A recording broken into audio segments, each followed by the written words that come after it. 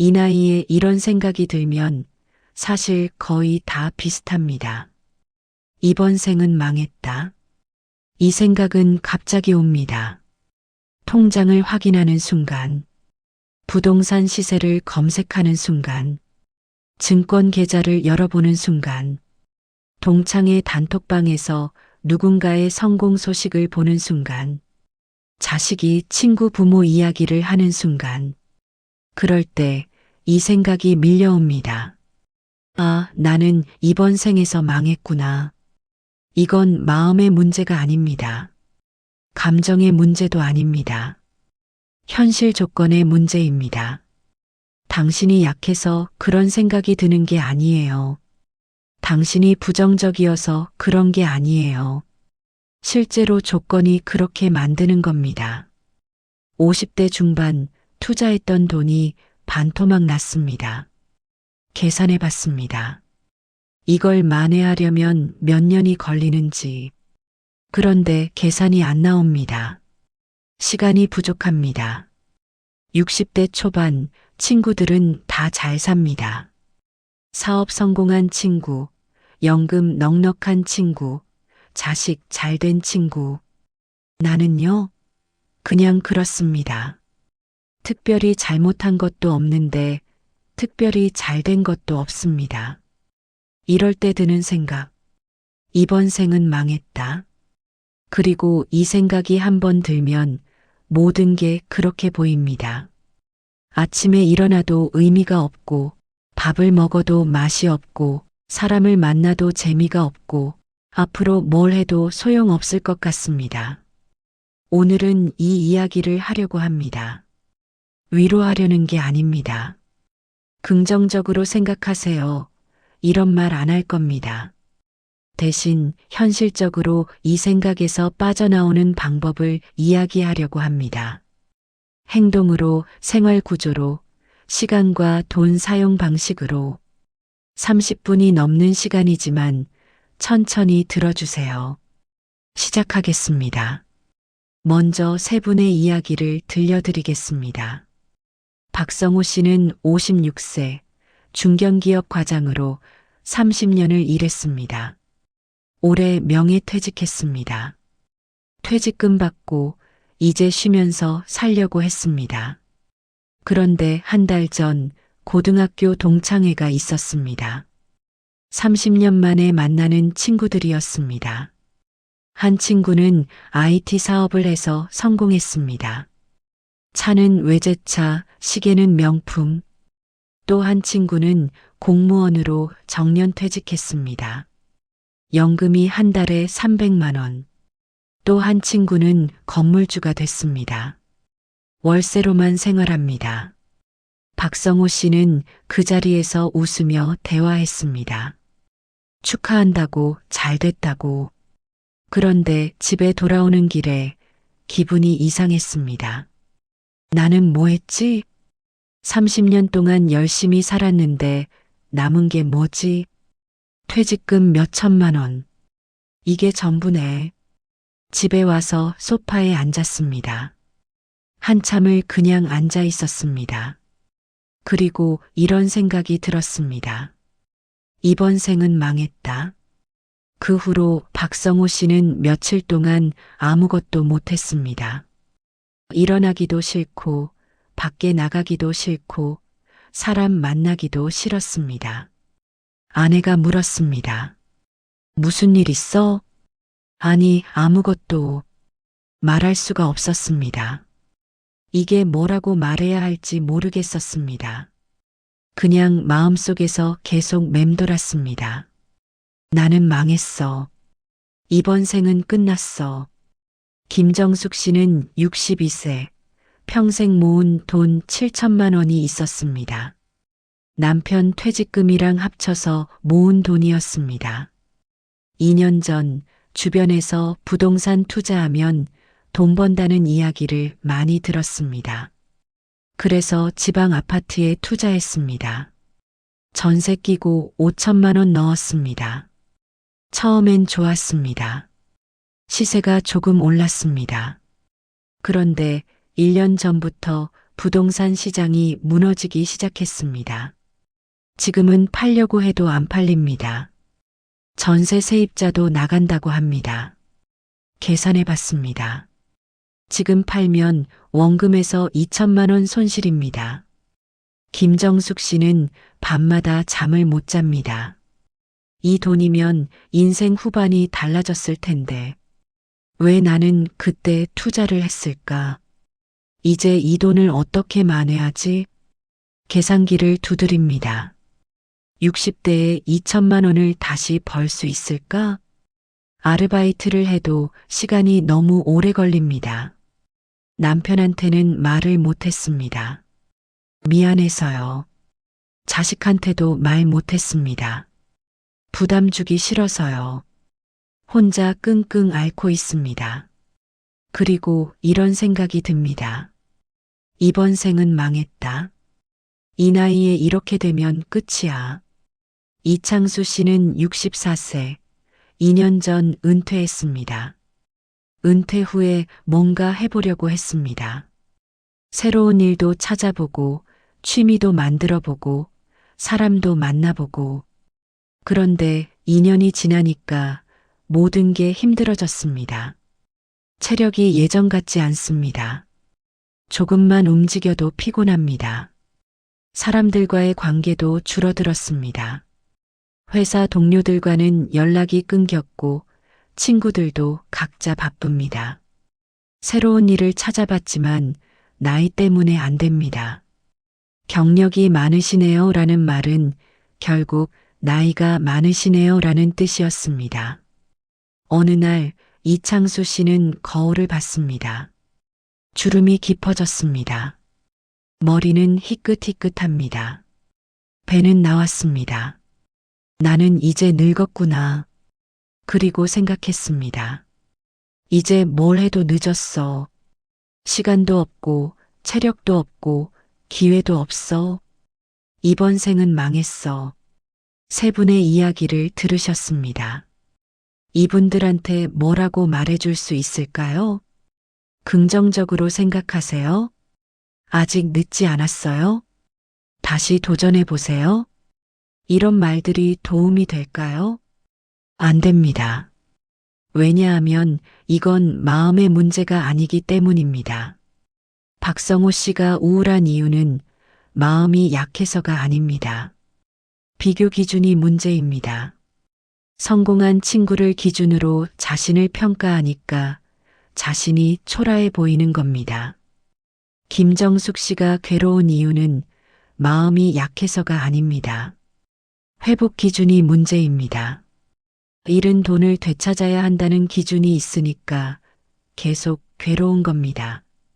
이창수 씨가 좌절하는 이유는 마음이 약해서가 아닙니다. 성공 기준이 문제입니다. 뭔가를 이뤄야 의미가 있다는 기준이 있으니까 아무것도 못하는 것처럼 느껴지는 겁니다. 박성호 씨의 문제는 생각이 아니라 환경입니다. 동창 모임, SNS, 뉴스, 이런 환경이 계속 비교를 만들어냅니다.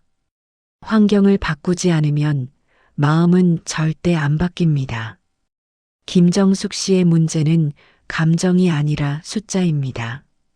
2천만 원이라는 구체적인 손실, 그리고 그걸 만회할 수 없다는 현실. 이건 위로로 해결되지 않습니다. 이창수 씨의 문제는 의지가 아니라 시간표입니다. 하루 일정이 없으니까 의미가 없는 겁니다. 시간표를 만들지 않으면 의욕은 안 생깁니다. 이분들이 힘든 건 선택지가 없기 때문입니다. 돈을 잃었는데 만회할 방법이 없습니다. 나이가 들었는데 새로운 기회가 없습니다. 비교해서 뒤처졌는데 따라잡을 수 없습니다. 선택지가 없으니까 망했다는 결론이 나오는 겁니다. 긍정적으로 생각하세요라고 하면 이분들은 더 허탈해집니다. 내가 긍정적으로 생각한다고 돈이 생겨, 기회가 생겨, 시간이 돌아와? 현실은 안 바뀌는데 마음만 바꾸라고 하니까 더 화가 나는 겁니다. 그래서 오늘은 마음 이야기를 안 할 겁니다. 대신 현실을 바꾸는 이야기를 할 겁니다. 첫 번째 방법입니다. 인생을 하나의 판으로 보지 마세요. 쪼개세요. 이번 생은 망했다.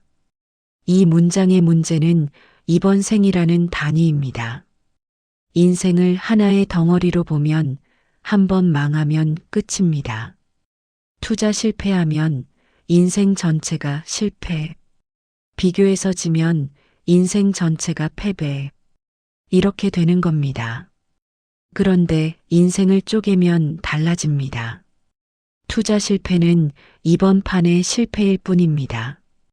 비교해서 진 건 이번 라운드의 패배일 뿐입니다. 다음 판이 있습니다.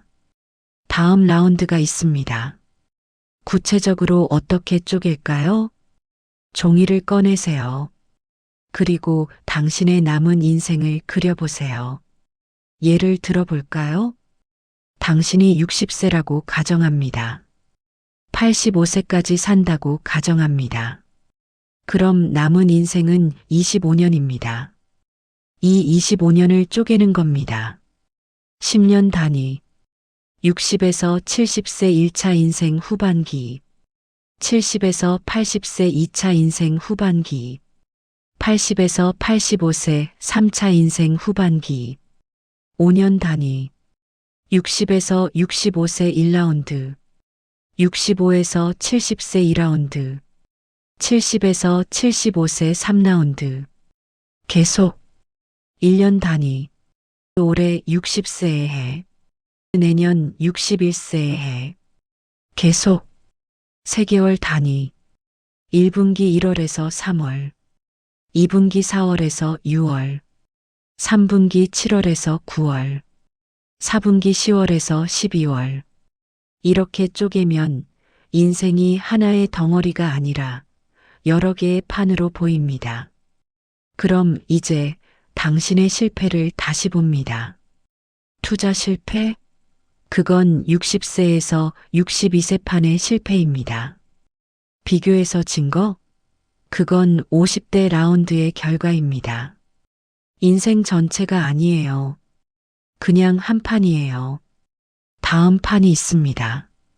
63세에서 65세 판에서는 투자 안 하면 됩니다. 대신 다른 걸 하면 됩니다.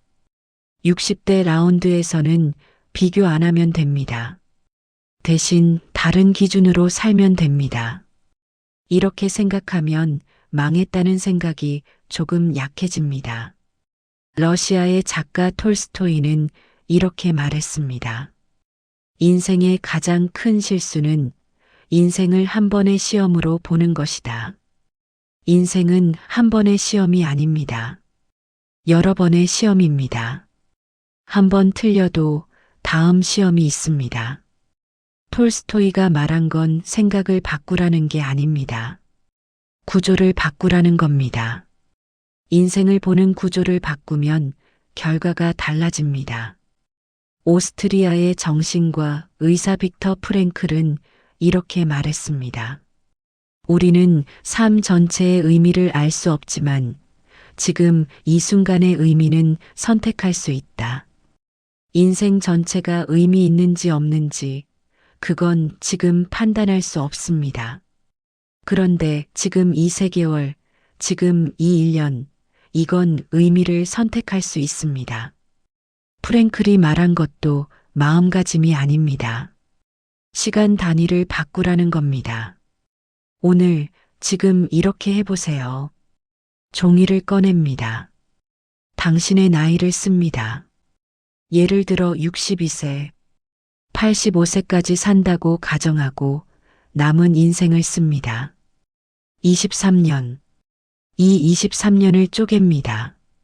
5년 단위 62세에서 67세, 67세에서 72세, 72세에서 77세, 77세에서 82세, 82세에서 85세. 1년 단위 올해, 내년, 내후년. 그리고 각 단위에 이름을 붙입니다. 62세에서 67세는 정리 기간, 67세에서 72세는 안정 기간, 72세에서 77세는 유지 기간. 이렇게 쪼개면 이번 생이라는 덩어리가 사라집니다. 대신 지금 이 5년, 지금 이 1년이 보입니다. 그럼 망했다는 생각이 조금 줄어듭니다. 두 번째 방법입니다. 비교를 끊으려고 하지 마세요. 비교가 안 되는 환경으로 이동하세요. 비교하지 마세요. 이 말이 소용 있나요? 없습니다. 왜냐하면 비교는 마음의 문제가 아니라 환경의 문제이기 때문입니다. 동창 모임에 가면 자동으로 비교하게 됩니다. SNS를 보면 자동으로 비교하게 됩니다. 투자 커뮤니티에 있으면 자동으로 비교하게 됩니다. 환경이 비교를 만드는 겁니다. 그러니까 마음을 바꿀 게 아니라 환경을 바꿔야 합니다. 구체적으로 어떻게 할까요? 동창 모임. 매번 나가지 마세요. 1년에 한 번으로 줄이세요. 아니면 아예 안 나가세요. 건강이 안 좋아서, 일정이 안 맞아서 이렇게 말하면 됩니다. 죄책감 가질 필요 없습니다. 당신의 정신 건강이 더 중요합니다. SNS, 친구들 게시물이 계속 눈에 띄면 언팔로우 하세요. 아니면 아예 SNS를 덜 보세요. 하루에 10분으로 제한하세요. 타이머 맞춰놓고 보세요. 투자 커뮤니티, 누가 얼마 벌었다, 이걸 샀다, 이런 이야기가 계속 보이는 곳은 나오세요. 투자 정보는 필요하지만 비교 정보는 필요 없습니다. 비교는 동년배끼리 할 때 심합니다. 같은 나이, 같은 배경, 그런 사람들과 있으면 자동으로 비교됩니다. 그럼 어디로 가야 할까요? 나이대가 섞인 공간. 예를 들어 등산 모임. 여기는 20대부터 70대까지 섞여 있습니다. 비교가 안 됩니다. 그냥 같이 산에 가는 사람들입니다. 예를 들어 자원봉사 단체. 여기도 나이대가 다양합니다. 비교가 안 됩니다. 그냥 같이 봉사하는 사람들입니다. 또 다른 방법은 성과를 평가받지 않는 활동을 하는 겁니다. 예를 들어 산책 모임, 누가 더 빨리 걷는지, 누가 더 많이 걷는지 안 따집니다. 그냥 같이 걷습니다. 요리 교실, 누가 더 잘하는지 안 따집니다. 그냥 같이 배웁니다. 독서 모임, 누가 더 똑똑한지 안 따집니다. 그냥 같이 책 읽고 이야기합니다. 이런 곳에서는 비교가 덜 됩니다. 왜냐하면 평가 기준이 없으니까요. 또 다른 방법은 평가 자체가 없는 장소에 가는 겁니다. 예를 들어 공원역에서는 아무도 당신을 평가하지 않습니다. 도서관역에서는 아무도 당신을 평가하지 않습니다. 카페 혼자 앉아서 커피 마시는 사람을 평가하는 사람은 없습니다. 이런 곳에서 시간을 보내면 비교가 줄어듭니다. 독일의 철학자 쇼펜하우어는 이렇게 말했습니다. 비교는 불행의 원천이다. 비교하지 않으면 우리는 충분히 행복하다. 쇼펜하우어가 말한 건 비교하지 말라는 게 아닙니다. 비교할 수 없는 구조를 만들라는 겁니다. 혼자 있는 시간을 늘리고 비슷한 사람들과 있는 시간을 줄이면 비교는 자동으로 줄어듭니다. 한국의 법륜 스님은 이렇게 말씀하셨습니다. 괴로움은 현실이 아니라 비교에서 온다. 현실은 그대로인데 비교하니까 괴로운 겁니다. 법륜 스님이 말씀하신 것도 생각을 바꾸라는 게 아닙니다. 비교하는 환경에서 나오라는 겁니다. 오늘부터 이렇게 해보세요. 일주일 단위로 점검. 이번 주에 나는 어떤 환경에 있었나? 동창 모임, SNS, 투자 커뮤니티, 이런 곳에서 시간을 얼마나 썼나? 다음 주 계획. 이런 환경에서 시간을 절반으로 줄입니다. 그 대신 나이대가 섞인 모임이나 평가 없는 장소에 갑니다. 구체적으로 동창 모임 불참, SNS 하루 10분으로 제한, 대신 등산 모임 혹은 공원 산책. 이렇게 환경을 바꾸면 비교는 자동으로 줄어듭니다. 세 번째이자 마지막 방법입니다. 회복을 목표로 하지 마세요. 생활을 최소 단위로 재설계하세요. 투자 실패한 사람은 생각합니다. 이 돈을 다시 벌어야 해. 비교해서 진 사람은 생각합니다. 다시 성공해야 해. 뒤처진 사람은 생각합니다. 다시 따라잡아야 해. 이게 문제입니다. 회복을 목표로 하면 계속 좌절합니다. 왜냐하면 회복이 안 되니까요. 나이가 들수록, 시간이 지날수록 회복은 더 어려워집니다. 그럼 어떻게 해야 할까요? 회복을 포기하는 겁니다. 회복 대신 생활을 재설계하는 겁니다.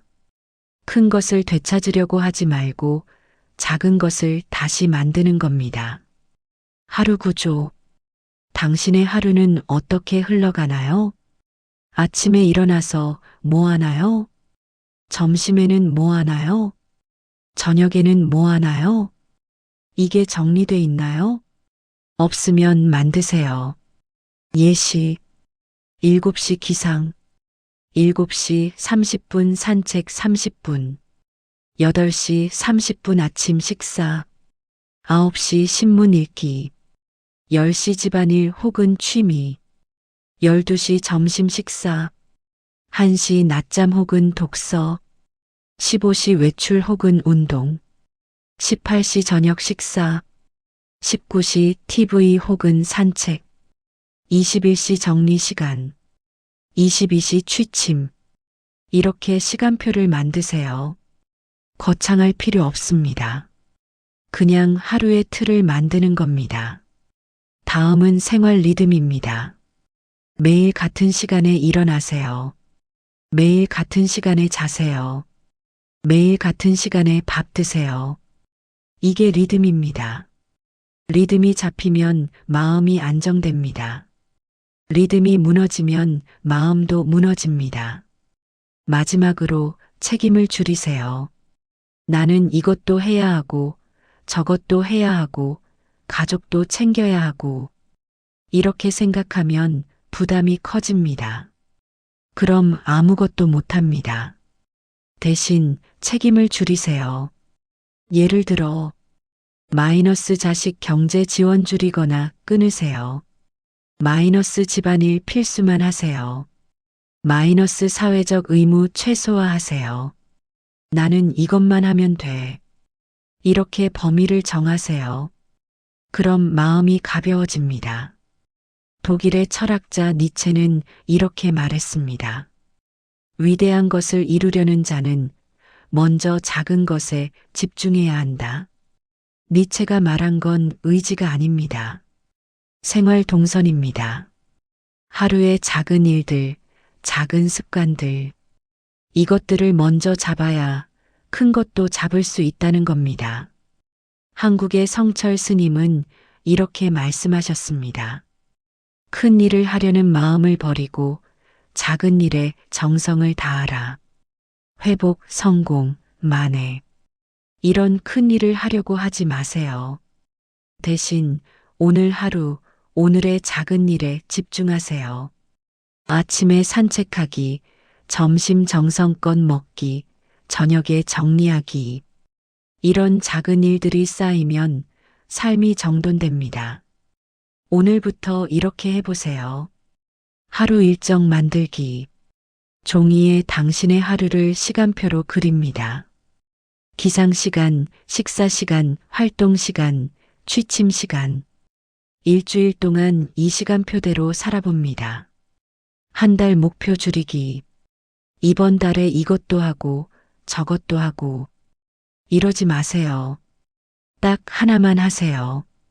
얘 이번 달에는 매일 산책만 한다. 다른 건 생각하지 않습니다. 책임 줄이기. 당신이 지고 있는 책임 목록을 씁니다. 그 중에서 절반을 지웁니다. 이건 안 해도 돼. 이건 나중에 해도 돼. 이건 다른 사람이 해도 돼. 이렇게 줄이세요. 여기까지 3가지 방법을 말씀드렸습니다. 인생을 쪼개기, 비교 환경에서 이동하기, 생활을 최소 단위로 재설계하기. 이제 마무리하겠습니다. 많은 사람들이 생각합니다. 인생은 성공으로 끝나야 의미가 있다. 그런데 그렇지 않습니다. 성공하지 않아도 인생은 의미가 있습니다. 돈을 많이 못 벌어도 인생은 의미가 있습니다. 유명해지지 않아도 인생은 의미가 있습니다. 그냥 살아온 것, 그것만으로도 의미가 있습니다. 이번 생은 망했다고 생각하는 건 잘못된 해석입니다. 망한 게 아니에요. 정리 단계입니다. 필요 없는 것을 정리하는 시기입니다. 축소 단계입니다.